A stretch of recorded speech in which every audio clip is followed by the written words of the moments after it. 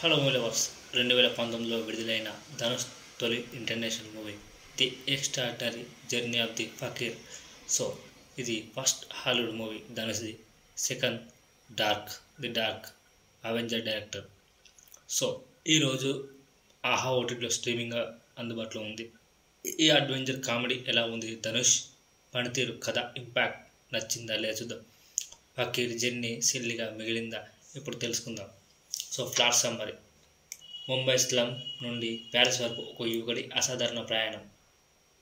Magic ప్రేమ adventure. ఫ్రాన్స్లో తన తండ్రి ఐఫిల్ టవర్ దగ్గర మ్యాజిక్ చేస్తారని తెలుసుకొని అతన్ని కలిసేందుకు ఒక ట్రిప్ వెళ్తాడు.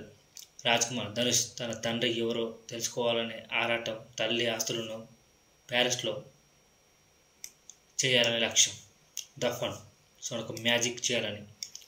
సో ఇమ్మిగ్రేషన్, డబ్బు లేని కామెడీ, ఆకస్మిక సంఘటనలు, ఇంకా ఏమి జరిగిందో ఈ మూవీలో చూడాల్సిందే.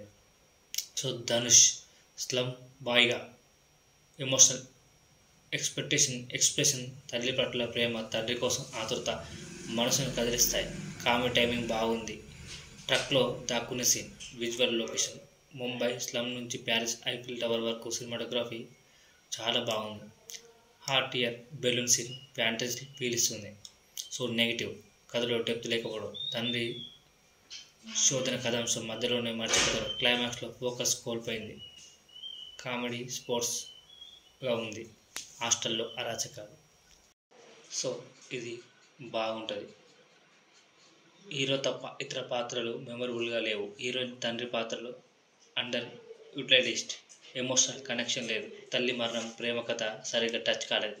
సో ధనుష్ ఫ్యాన్స్కు ఇష్టపడవచ్చు, కానీ కథలో డెప్త్, క్లైమాక్స్ నిరాశపరుస్తాయి. సో ఇది ఆహాలో రిలీజ్ అయింది. సో 2019 దాదాపు 6 సంవత్సరాల తర్వాత రిలీజ్ అయింది. ఇది ఇంటర్నేషనల్ మూవీ.